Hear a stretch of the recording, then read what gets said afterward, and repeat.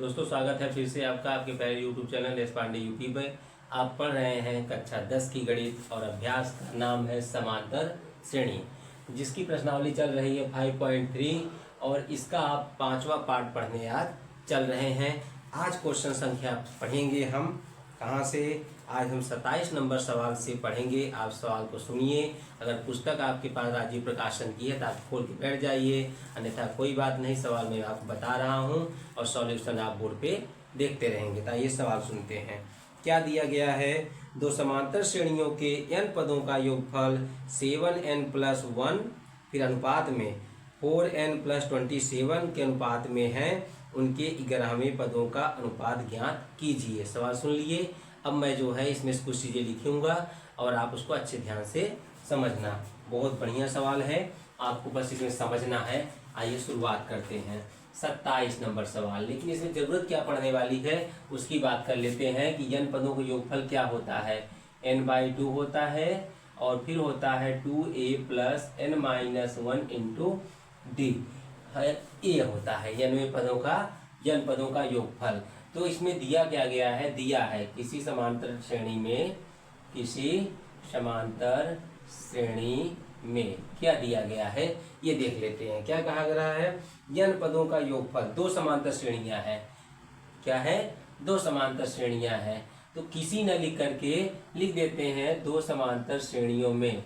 दो समांतर श्रेणी में क्या दिया गया है? एक Sn लिख लेते हैं हम और एक लिख लेते हैं S-n लिख देते हैं। S पहली वाली श्रेणी के लिए और S- जो है दूसरी वाली श्रेणी के लिए। अब ध्यान से आप देखिएगा क्या दिया गया है। दिया गया है 7n+1 और क्या दिया गया है? दिया गया है 4n+27 इस तरह से। ठीक है। अब मैं जो है इसको इस रूप में बदलूंगा n-1 लाने के लिए। अगर मैं कहूँ कि d इसके साथ ले लें तो nd हो जाएगा, यहाँ पर भी -d हो जाएगा।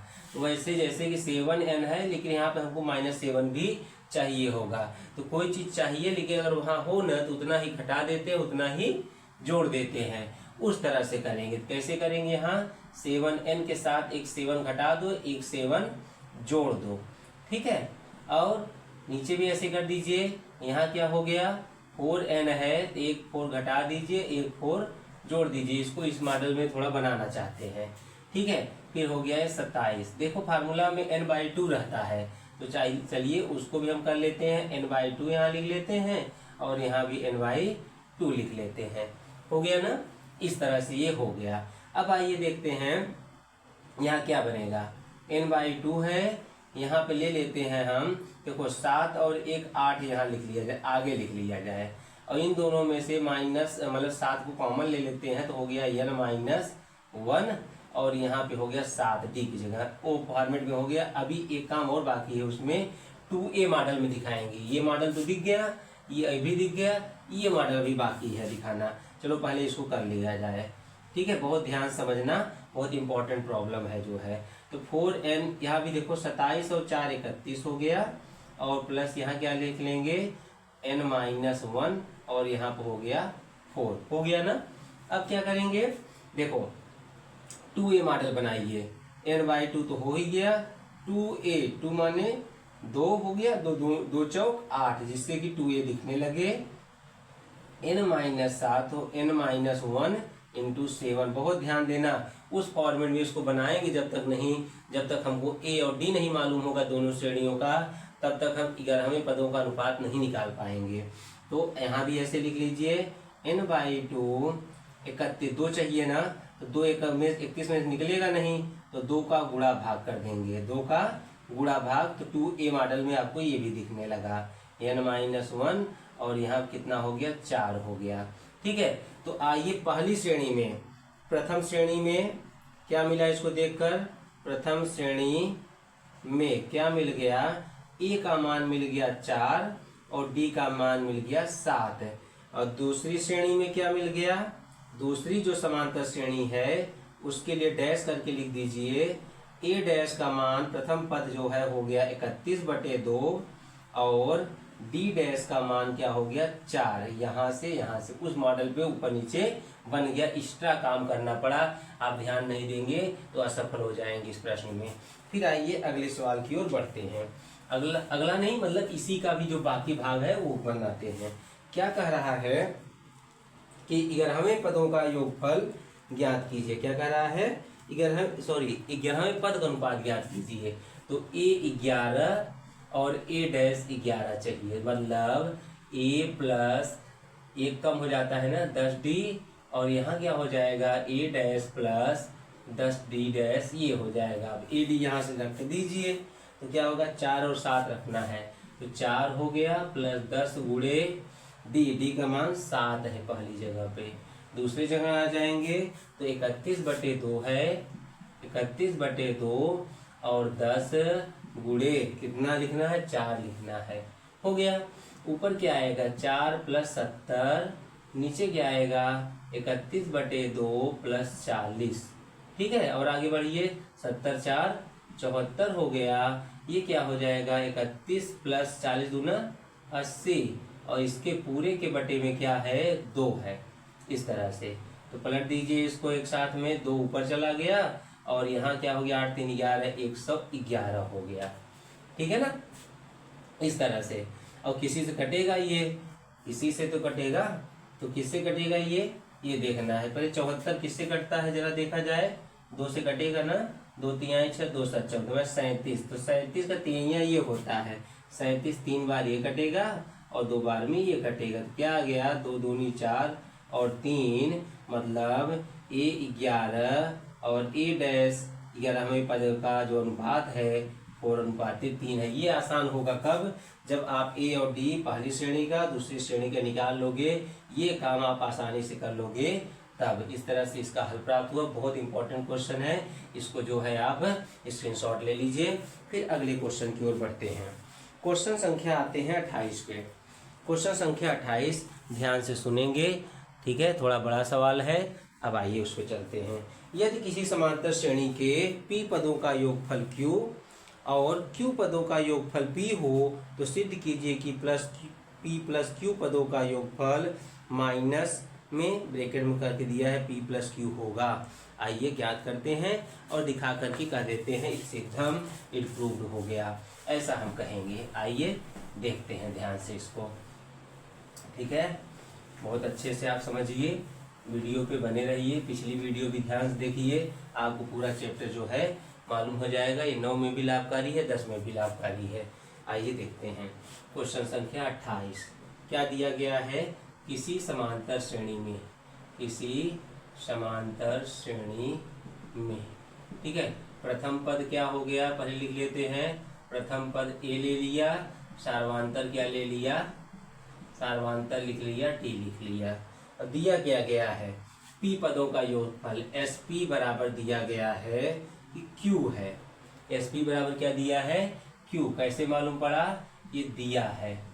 अतः क्या हो जाएगा, यहाँ फार्मूला लगा दीजिए, p/2 2a प्लस p-1 यहाँ हो गया d और बराबर हो गया q, ये प्राप्त हो गया है, ठीक है।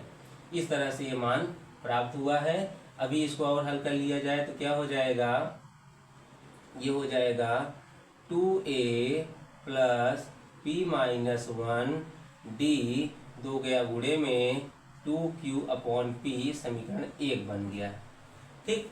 इसी प्रकार अब चलोगे आप sq बराबर जब लिखोगे तो p है, उल्टा दिया है, q पदों के योगफल p और p पदों के योगफल q, ये भी दिया है, इसको भी लिख लेंगे। अतः इसी तरह से जैसे ये किया गया उसको भी डायरेक्ट कर ले रहे हैं, 2a प्लस q-1 d, और जब ये है p ऊपर रहेगा 2p बटे में यहाँ हो जाएगा q, उल्टा रहेगा, समीकरण 2। 1 में से 2 घटाइए तो बारी बारी से एक बार d निकल जाएगा, एक बार a निकल जाएगा। तो समीकरण 1 से समीकरण 2 को घटाने पर निकाल लीजिए, क्योंकि a और d निकालेंगे तभी हम p प्लस q पद का मान निकाल पाएंगे। आइए देखते हैं तो क्या हुआ 2a plus P minus 1d और वहाँ हो गया 2q अपॉन पी। यहाँ पे ऐसे लिख लीजिए, यहाँ q माइनस 1d तो क्या आया 2p अपॉन q, विपरीत आया, माइनस माइनस माइनस, ये 0 हो गया। अब क्या करेंगे, देखो दोनों में से d कॉमन कर लीजिए तो बचा p माइनस 1, ये माइनस q और प्लस 1, ये हो गया d बराबर 2q upon p minus 2p upon q। देखो 1 1 कैंसिल हो गया और p माइनस q हो गया, d हो गया और पी क्यू एलसीएम हो गया यहाँ ना, तो इधर जाएगा तो 2q स्क्वायर हो गया, क्या हो जाएगा 2q स्क्वायर और माइनस 2p स्क्वायर। फिर आगे इसको जो है कॉमन कर लीजिए, माइनस क्योंकि p आगे लेना है ना, तो माइनस जो है 2 कॉमन कर लीजिए, यहाँ p square minus q square और पी क्यू हो गया। और आगे बढ़िए, इसको प्लस माइनस तोड़ लेते हैं, चलो तो क्या हो जाएगा p माइनस क्यू, यहाँ d है, यहाँ पे लिखिए माइनस 2, एक बार p माइनस क्यू होगा, एक बार p प्लस क्यू होगा, नीचे क्या लिखना है पी क्यू लिखना है। ठीक है, सरल कर रहे हो आप, ठीक है, यहाँ कोई अलग नियम नहीं लगना है, सरल कर रहे हो, स्टेप बाय स्टेप देखना है। ये भी इधर है, इधर ये भी है, कैंसिल हो गया तो d का मान आ गया माइनस 2 p प्लस क्यू और बटे में पी क्यू। ठीक, d का मान आ चुका है, उसका मान रखेंगे चाहे 1 में चाहे 2 में, तो a का मान आ जाएगा। फिर क्या करेंगे, समीकरण 1 में d का मान रखने पर रख लेते हैं, तो 2a है, 2a कर दिया, प्लस क्या है पहला समीकरण p माइनस 1 और d का मान रख दीजिए माइनस 2, फिर p प्लस क्यू और यहाँ पर हो गया पी क्यू। ठीक, और बराबर क्या हो जाएगा, बराबर हो गया, रखने पर मान क्या है वहाँ पे देखना होगा आपको कि दिया है 2q upon P, 2q upon P, ये हो गया। चलिए यहाँ से क्या किया जाए, इसको यहाँ पे इसके साथ कर दिया जाए, तो 2a बराबर प्लस 2a माइनस 2 आगे आ गया, p माइनस 1 हुआ और ब्रैकेट में p प्लस क्यू हो गया और बटे में पी क्यू हो गया, बराबर 2q अपॉन पी। तो 2a बराबर 2q upon P plus 2 p minus 1 p plus Q upon P Q हो गया। ठीक है, देखो हम 2a को a नहीं निकालेंगे क्योंकि हमको रखना जो मान होता है 2a ही रखना होता है, इसे सीधा यही मान वहाँ हम रख देंगे, a निकालने से कोई फायदा नहीं है। p और पी क्यू में पी क्यू ही एलसीएम हो जाता है, पी क्यू एलसीएम हो गया, तो p पे एलसीएम हो बचा q, ऊपर लिखना पड़ेगा 2q स्क्वायर, और जब यही है पी क्यू ही है तो नो चेंजिंग, कोई चेंजिंग नहीं होगा, यहाँ p माइनस 1 लिखिए, p प्लस क्यू लिखिए। ठीक है, ब्रैकेट ओपन करेंगे तो 2q स्क्वायर होगा, देखो 2p के साथ मल्टीप्लाई करोगे तो 2p स्क्वायर, 2p के साथ q में मल्टीप्लाई करोगे तो 2pq हो गया, फिर माइनस करके जब माइनस 2 करके चलोगे तो 2p हो गया और माइनस 2q हो गया, बटे में pq हो गया। ठीक, इतना हुआ। अब देखो कुछ कट रहा है, कुछ कैंसिल हो रहा है, कोई चेंजिंग यहाँ पे नहीं हो रही है, इतने भी इसको हम रोक देंगे। ठीक है, अब लिखेंगे, क्योंकि हमको क्या चाहिए, p प्लस क्यू पदों का योगफल चाहिए था। क्या चाहिए था, p प्लस क्यू पदों का योगफल जब चाहिए था, देख लेते हैं p प्लस क्यू पदों का योगफल, तो उसके लिए फार्मूला क्या बनेगा, n/2 की जगह पे p प्लस क्यू बाई 2 लेकर चलेंगे, n/2 जहाँ रहता है वहाँ क्या लेकर चलेंगे, p प्लस क्यू बाई 2 लेकर चलेंगे, और यहाँ पे क्या लेकर चलेंगे 2a की जगह पे, तो फार्मूला बनता है 2a प्लस n-1 जहाँ है, n-1 जहाँ है वहाँ लिखना पड़ेगा pq-1 ऐसा, और d का मान लेकर चलेंगे, तो d का मान क्या था, ये है -2, यहाँ पे -2 इंटू कर देते हैं क्योंकि -2 है, फिर p प्लस क्यू है, p प्लस क्यू है और बटे में क्या हो गया पी क्यू। ऐसा अभी चाहे डी ही करके रख लो, अभी डी ही रख लो, अगले में रख लेंगे हम। अब आइए यहाँ रख लिया जाए, p प्लस क्यू हुआ बाई 2 हुआ। अब सब मान रखना है, 2a का मान रखेंगे जब तो ये मान आएगा, ये पूरा मान आना है। तो लिखिए 2q square 2p square plus 2pq minus 2p minus 2q। अभी यहाँ पे बाकी है इसका मान रखना, p प्लस क्यू -1, कंफ्यूज मत होना क्योंकि मान थोड़ा बढ़ा जा रहा है। तो -2 बीच में आ गया, -2 भी है वहाँ, और क्या है, और क्या है p प्लस क्यू और बटे में हो रहा है पी क्यू। ये मान जो है यहाँ से हमको मिल रहा है। इसका गुणा करेंगे तब हम इसको आगे हल करेंगे, देखेंगे कि क्या मान प्राप्त होता है। ठीक है, आगे बढ़ाते हैं। 2a का मान इतना हुआ, 2a के मान में भी पी क्यू है, ये थोड़ा सा भूल हो रही थी, पी क्यू है, ये हो गया। तो p प्लस क्यू हुआ बटे 2 हो गया। ठीक, ध्यान देंगे कि सब जगह 2 है, सब जगह 2 है, सब जगह से 2 निकाल लेते हैं। चलो 2 बाहर निकाल लेते हैं। तो यहाँ क्या हो गया, Q square plus P square plus P Q minus P minus Q. यहाँ पे करेंगे, देखो माइनस है तो इसको ध्यान में रखेंगे, तो थोड़ा सा ध्यान रखना है। p प्लस क्यू -1 और यहाँ p प्लस क्यू है और पूरे के अपॉन में क्या हो चुका है, पी क्यू हो चुका है। बहुत ध्यान से करेंगे, कुछ भी अगर छूट गया तो गड़बड़ हो जाएगा। ठीक है, आप एक बार इसका स्क्रीनशॉट ले लीजिए। ठीक है, क्योंकि इतना जगह हमको और चाहिए होगा। समीकरण 2 तक हम एक बार मिटाएंगे जिससे हम उसको आगे हल कर पाएँ। ठीक है, स्क्रीनशॉट हो गया, आगे बढ़ते हैं जिससे कि हम सवाल को पूरा कर पाएँ। ठीक, संख्याएं रहने पर जोड़ने घटाने छोटी हो जाती है, अक्षर रहने पर उनको लेकर के चलना होता है हमको। आइए बढ़ते हैं। ये देखो 2 कैंसिल हो गया, तो क्या हुआ, जो एस पी प्लस क्यू है उसके लिए आइए शुरू करें। p प्लस क्यू ब्रैकेट में बाहर है, रहने दीजिए बाहर, अंदर गुणा करेंगे। अंदर जो है यहाँ तो गुणा है, बस वहाँ गुणा बाकी है। ठीक है, तो हो गया Q square plus P square plus P Q minus P minus Q. फिर माइनस के साथ जब करोगे तो p का गुणा करोगे तो पी स्क्वायर और पी क्यू हो जाएगा, पी स्क्वायर और पी क्यू हो जाएगा। फिर q का करोगे तो minus P Q plus Q square हो गया।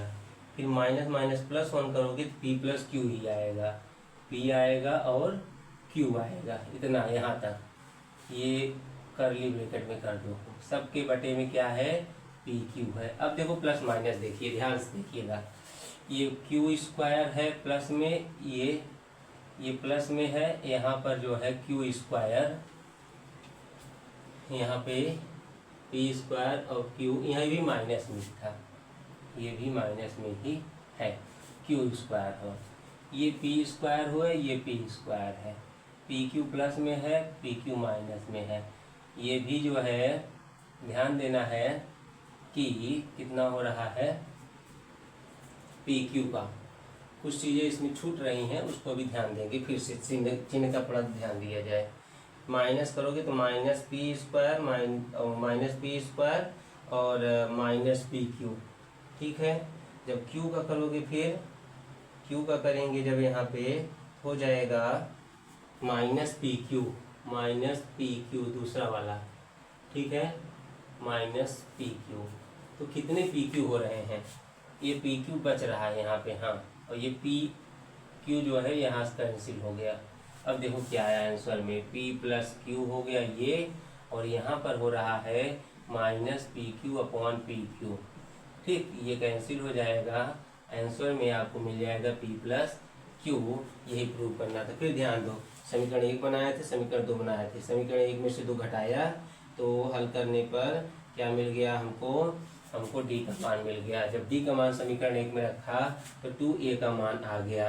2a का मान आ गया तो हम p प्लस q पदों का योगफल निकालने लगे तो होता है n/2 2a plus n minus 1 into D. ठीक है, n का मान रख चुके हैं, अब 2a का और d का मान रखे। हल करते समय धीरे धीरे आराम से ये मान हमको प्राप्त हो गया।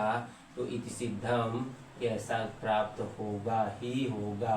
ये हमारा सवाल हल हो गया। ये भी मोस्ट इम्पॉर्टेंट में इसको गिनना, और क्योंकि सवाल ऐसे हैं कि अक्सर लगेंगे बड़ा सिंपल है, लेकिन कैलकुलेशन इसका करना पड़ेगा आपको, तो हो सकता है दिक्कत हो जाए, इसलिए कंटिन्यू अच्छे समझना, अच्छे इसको आप नोट कर लेना।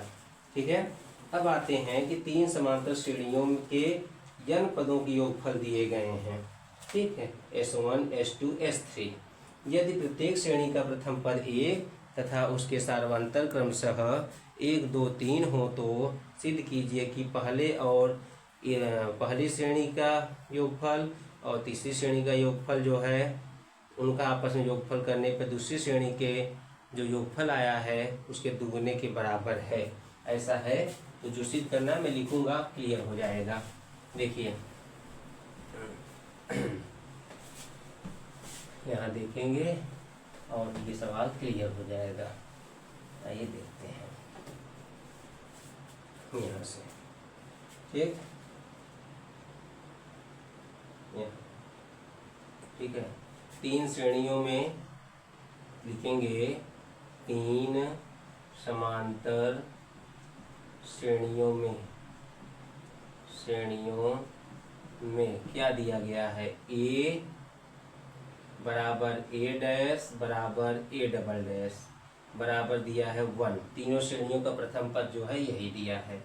और d का मान अलग है, d का मान 1 है, d डैश का मान 2 है और d डबल डैश का मान 3 है। ये हो गया। अब कह रहा है लेफ्ट हैंड साइड जो चाहिए आपको, क्या है, S1 प्लस S2। यहाँ पर पहला पद दूसरा पद नहीं है, पहली श्रेणी का योगफल है, दूसरी श्रेणी का योगफल है। इसलिए आइए इसमें हम लिखते हैं फार्मूला, n/2 हो गया, इसमें आ जाइए 2a plus n minus 1 into D. इसके लिए दूसरा आ जाइए इसमें n/2, ये हो गया 2a dash plus n minus 1 और d डैश। ये हो गया, गड़बड़ हो गया शायद, पहला और तीसरा पद लिखना है। क्या लिखना है, पहला श्रेणी और तीसरी श्रेणी। यहाँ डबल डैश मैंने उसमें दिया, यूज किया है। ठीक है, इस तरह से पहला विदाउट डैश, फिर सिंगल डैश, डबल डैश, इस तरह से मान रख दीजिए दोनों के प्रथम पद और सार्वंतर का। तो n/2 ये हो गया और 2 इंटू 1 n माइनस 1 इंटू 1। यहाँ पे आ जाइए n/2 2 इंटू 1 ही है, n माइनस 1 और ये कितना है, 3 है। क्वेश्चन तोड़ के हल कर दीजिए। पहले n/2 तो 2 हो गया, प्लस 1 n माइनस 1, इस तरह से प्लस n/2। इसमें आ जाइए क्या दिया है, चलो उसको भी देख लेते हैं, कर लेते हैं, बारी बारी थोड़ा करेंगे। तो क्या हुआ, ये हो गया 2 प्लस, ठीक है, 3n माइनस 3 हो गया।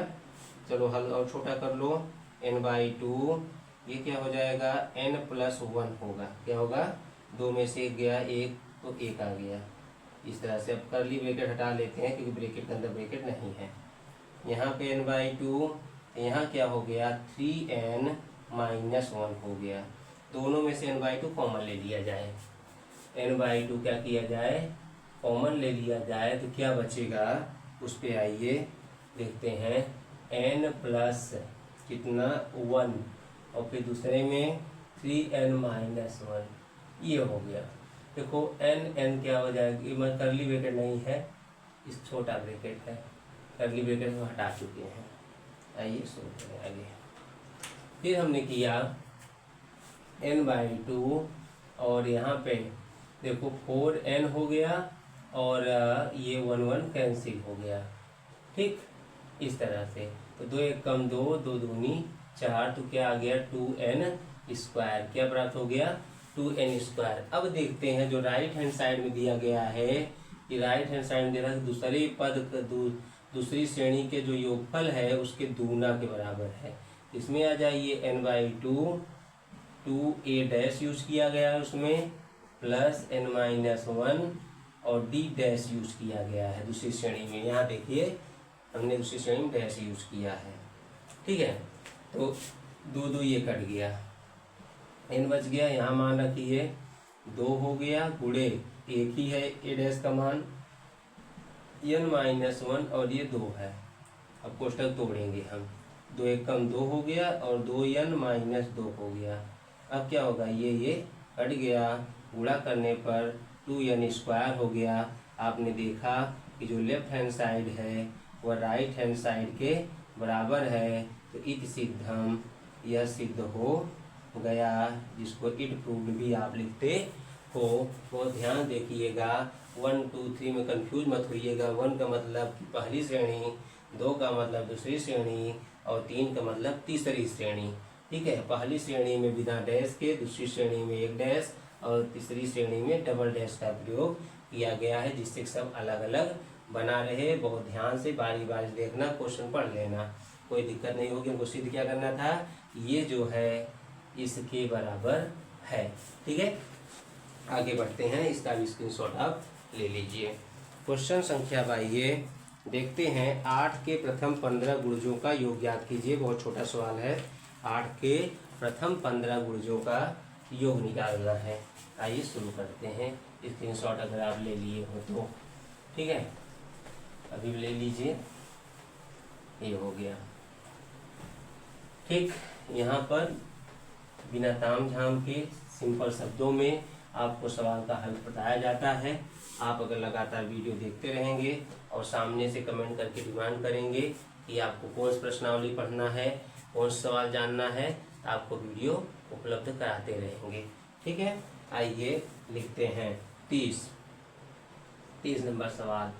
8 के प्रथम 15 गुणज क्या हो जाएगा, 8 8 दूनी 16 8 3 24 और ऐसे करते करते 15 8 120 हो गया। ए क्या दिखेगा, 8 दिखेगा और डी भी 8 ही रहेगा, अंतर 8 8 बढ़ रहा है ना।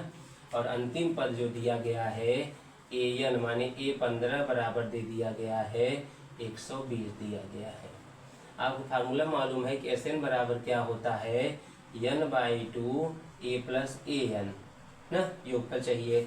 S15 बराबर क्या हो गया, 15/2, a का मान 8 और ये 120, ठीक है ना। तो 15 हुआ बटे 2 हो गया और 15 मतलब ये 120 और 8 128 हो जाएगा। भाग दोगे, 2 छंग 12 2 चौका 8। अब आ गया 15 चौका 60, 15 छक्का 90, 90 और 6 96। ये उत्तर हो गया। छोटा क्वेश्चन था। जब गुणजों की बात आएगी तो आप ए डी और ये an जरूर लिख लिया करेंगे। पदों की संख्या मालूम थी हमको कितना लिया गया है ना, ठीक है। डी का यूज इसमें नहीं करना पड़ा हमको। जब डी वाला फार्मूला लगाते तब यूज करना पड़ता, दोनों फार्मूला इसमें आप लगा सकते थे, तब an की जरूरत नहीं पड़ती आपको। आगे बढ़ते हैं, ठीक है। कितना नंबर सवाल हो गया हमारा, ये सवाल हो गया, सवाल कितना हुआ अभी, 30वां हुआ। 30 के बाद आते हैं 31 नंबर सवाल पे। कह रहा है 0 और 50 के बीच की विषम संख्याओं का योग ज्ञात कीजिए। 31 हो गया, 31 0 व 50 के बीच विषम संख्याएं, ठीक है। तो 1 3 5 ऐसे ऐसे करते करते 47 और 49 हो गया। ए का मान 1 हो गया और डी का मान 3 - 1 बराबर 2 हो गया और an बराबर कितना हो गया, 49 हो गया। देखो n का मान नहीं मालूम है, हमको n का मान निकालना पड़ेगा। लिखोगे चूंकि an बराबर 49 है तो a + n - 1 × d बराबर 49 हो गया। a का मान कितना, 1, n - 1 डी का मान कितना हो गया 2 है। इसी से आपको मालूम पड़ जाएगा। तो 2n-2 बराबर 49। तो 2n-1 बराबर 49। तो 2n बराबर 49 माइनस प्लस 1 तो कितना 50 हो जाएगा। 50/2 माने n का मान हो गया 25। काम बन गया। अब फिर यही फार्मूला लगा दीजिए आपका n का मान निकलने के बाद। क्या लिखेंगे Sn बराबर n/2 ये हो गया a प्लस an करली ब्रैकेट रहने दीजिए। आइए 25/2 लिख दो। फिर क्या लिखेंगे a मान पहला पर 1 और अंतिम 49। तो 25/2 हो गया और ये 50 हो गया। 2 से भाग दोगे 25 हो जाएगा। 25 हमें 625 हो गया। इस तरह से दोनों सवाल हल हो गए। बहुत अच्छे सवाल थे। ध्यान से इसको आपको देखना और समझना है। आप देखते रहिए। थोड़ा सा इंक जो है बढ़ा लिया जाए मार्कर में। ठीक, हाँ दिख भी रहा है साफ सुथरा।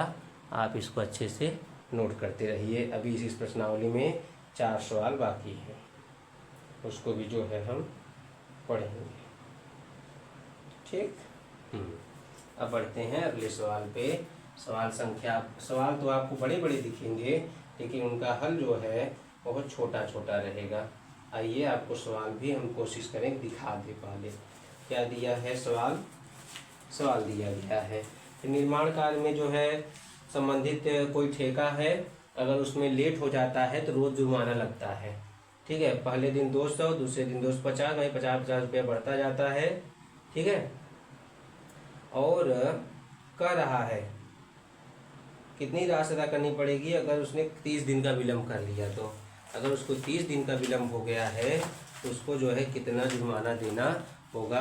ये सवाल संख्या 32 है। देखता हूँ, आपको दिखाने की कोशिश करता हूँ। जो है सवाल संख्या कितना है 32 है। थोड़ा स्पष्ट हो जाए तो अच्छा है। नहीं हो रहा है, क्लियर नहीं हो रहा है। ठीक, अगर हो जाए तो कोशिश करते हैं। हाँ, ये देखिए, ये सवाल संख्या कितना है निर्माण कार्य में, ये है 32 नंबर सवाल। देख लीजिए और ध्यान से, ये है। ठीक, अब आते हैं बोर्ड पे। थोड़ा सा पहले अब स्क्रीन फिर से क्लियर करनी पड़ेगी ये। ठीक है, ब्राइटनेस थोड़ा मैनेज करना पड़ेगा। हाँ, ठीक हो गया। हाँ, थोड़ा सा ब्राइटनेस बढ़ानी पड़ेगी। ठीक, क्वेश्चन समझ में आ रहा है आपको। आते हैं अगले सवाल पे। थोड़ा सा कम करें क्योंकि ब्राइटनेस बढ़ जाने से डार्क लेटर नहीं दिखाई देते। आइए अगले सवाल पे आते हैं। ठीक है, ये हो गया। तो इसीलिए जो है मैं स्क्रीन पे क्वेश्चन को दिखाता नहीं हूँ, क्योंकि बाद में एडजस्ट करने में थोड़ा सा दिक्कत होने लगता है। आइए देखते हैं क्या दिया गया है सवाल नंबर 32 में। ठीक, क्या देना है निश्चित रूप में विलम्ब शुल्क। विलम्ब देने पर जुर्माना, जुर्माने की राशि। ठीक है, क्या दिया गया है 200 रुपया, फिर 250, फिर 300, ऐसे करते करते 30 दिनों तक। तो आपको मिल गया, ए मिल गया है 200। ठीक है, फिर ये क्या हो गया, डी का मान क्या हो जाएगा 250 माइनस 200 माने 50 हो जाएगा। और यन कितना दिया गया है 30 दिया गया है। कुल जुर्माना मतलब Sn बराबर n/2 2a plus n-1 into D. पूरा योग जोड़ना पड़ेगा ना, कितना देना पड़ा। तो मतलब 30 दिन के लिए क्या हो जाएगा 30/2 हो जाएगा। 2 गुणे 200 लिखेंगे। यहाँ रुपया लिख देता हूँ शुरुआत में 200, और ये 30 माइनस 1 माने 29 डायरेक्ट लिख दे रहा हूँ। और डी कितना है 50 हो रहा है। आइए, ये कट गया तो 15 आ गया। कितना 15 आ गया। और यहाँ पे 400 प्लस 0, 5 9 45, 5 दूनी 10 10 4 14 और लिख लीजिए 15 गुणे 14 4 18, ये 14 4 18 50 पूरा करना पड़ेगा। तो 15 0 0 15 5 75, ठीक है ना, ठीक। और 15 8 120, 120 और 7 127, तो 12 हो गया। तो 15 1 कम 15 2 17, 17 10 27 हो गया, ठीक है। अगर कैलकुलेशन में गुणा भाग गुणा में दिक्कत नहीं होगी, यही आंसर आना चाहिए। 32 नंबर सवाल है। 32 नंबर सवाल में कितना आ रहा है? 27,750, ठीक है। यही सॉल्यूशन है। आपको समझ में आ गया होगा। ऐसे बढ़ रहा है तो ये हो गया, अंतर जो है 50 का आ गया, 30 दिन हो गए, कुल जोड़ी कितना जुर्माना हो गया? कुल जुर्माना हो गया 27,750। ये एकदम स्पष्ट है। सवाल भले बड़ा था, हल बहुत छोटा है। अब आते हैं 33 नंबर सवाल पे। कह रहा है किसी स्कूल के विद्यार्थियों को उनके समग्र शैक्षिक प्रदर्शन के लिए 7 नगद पुरस्कार देने के लिए 700 रुपये की राशि रखी गई है। प्रत्येक राशि पुरस्कार अपने से ठीक पहले वाले से 20 कम है। आ जाइए कुल पुरस्कार, ठीक, तो यहाँ पर आ जाइए 33। कुल पुरस्कारों की संख्या, पुरस्कारों की संख्या लिख देंगे, यह बराबर 7 हो जाएगा, ठीक है ना। कुल राशि कितना है? माने SN कितना है? 700 रुपये है, ठीक है।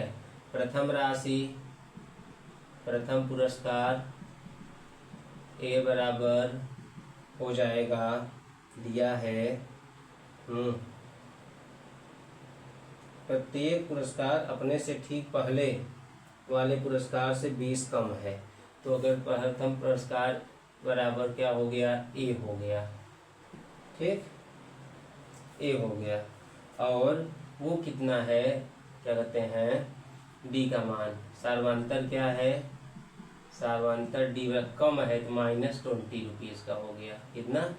-20 रुपये हो गया। ये हो गया।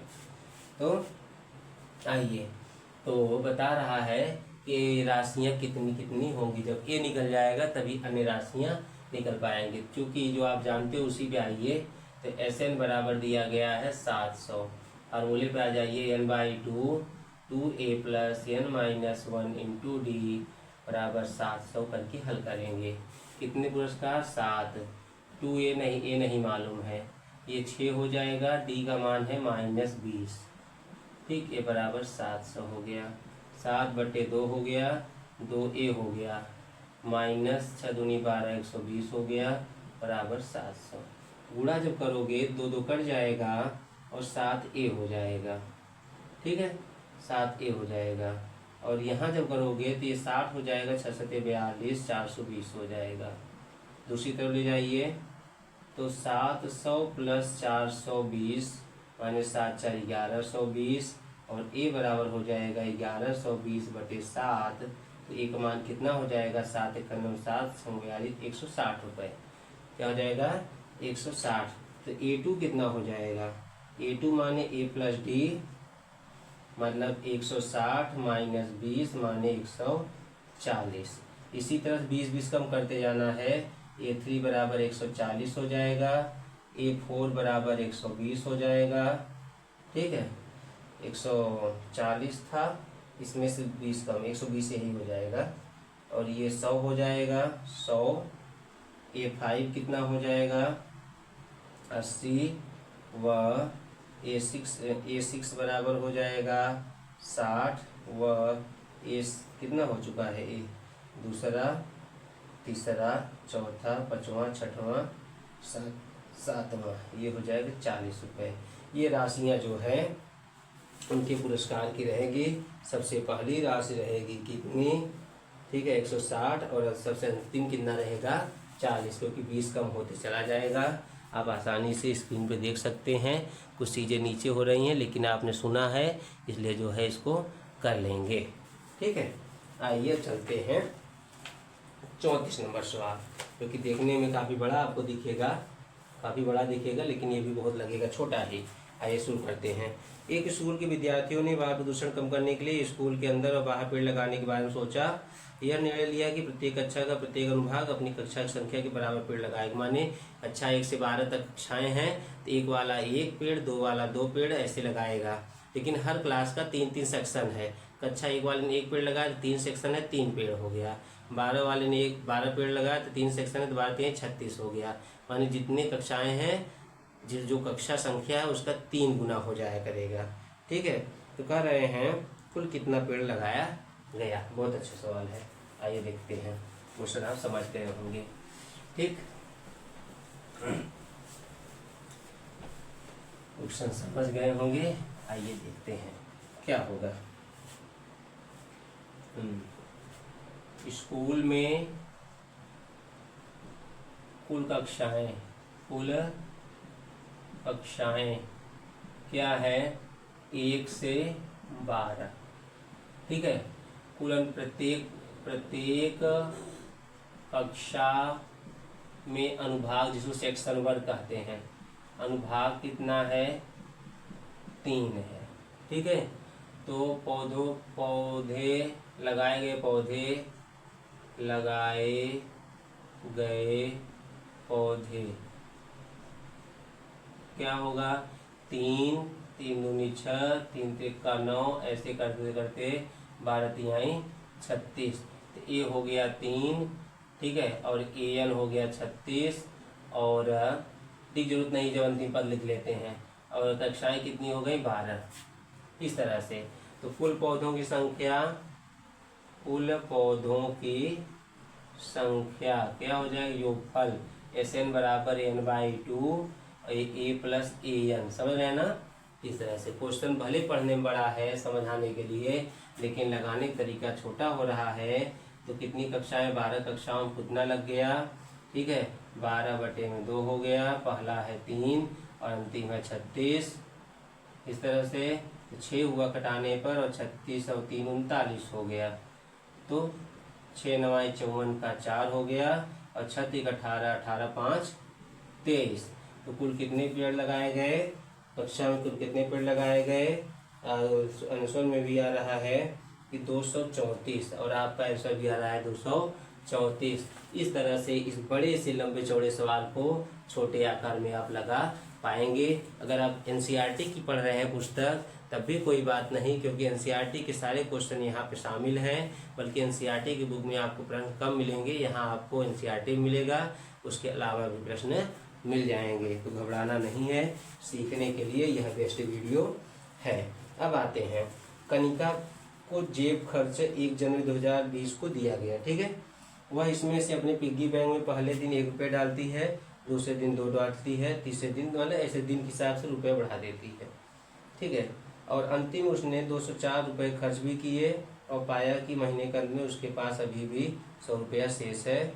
उस महीने उसको कितना जेब खर्च मिला था? ठीक है, जनवरी में दिनों की संख्या। ठीक है, आइए, तो जनवरी में पाया था ना, जनवरी में दिनों की संख्या कितना होता है? दिनों की संख्या होता है 31। ठीक है, खर्च रुपए कितने हैं? खर्च कितना किया है? 204। शेष है 100 रुपये। ठीक है, पिग्गी बैंक में जमा रुपए क्या हो जाएगा? 1 2 3 ऐसे करते करते 31 हो गया। यहाँ भी जोड़िए, A बराबर 1 आएगा और AN बराबर 31 आएगा। N का मान 31 हो गया। अब आइए SN बराबर, ठीक है, क्या हो गया? N/2 A + AN। रखिए, 31/2 कर दीजिए। पहला है 1 रुपया, अंतिम दिन तारीख को 31 रुपया।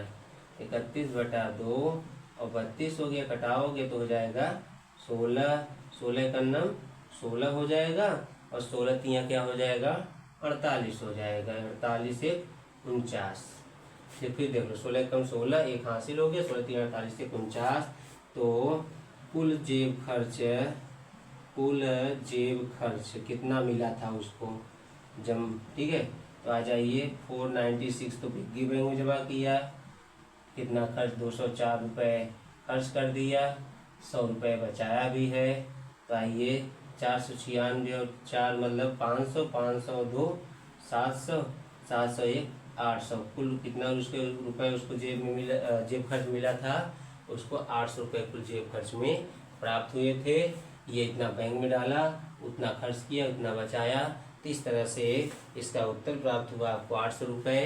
तो आज आपने प्रश्नावली कौन सा है 5.3 का 5वां पार्ट पढ़ा, क्योंकि इसमें टोटल 35 क्वेश्चन थे और शुरुआत में जो है हर नंबर में अलग अलग तरह और भी क्वेश्चन थे, जिससे इसके 5 पार्ट में इसको हमें बनाना पड़ा, जिससे आपको समझने में आसानी रह सके छोटे छोटे वीडियो में।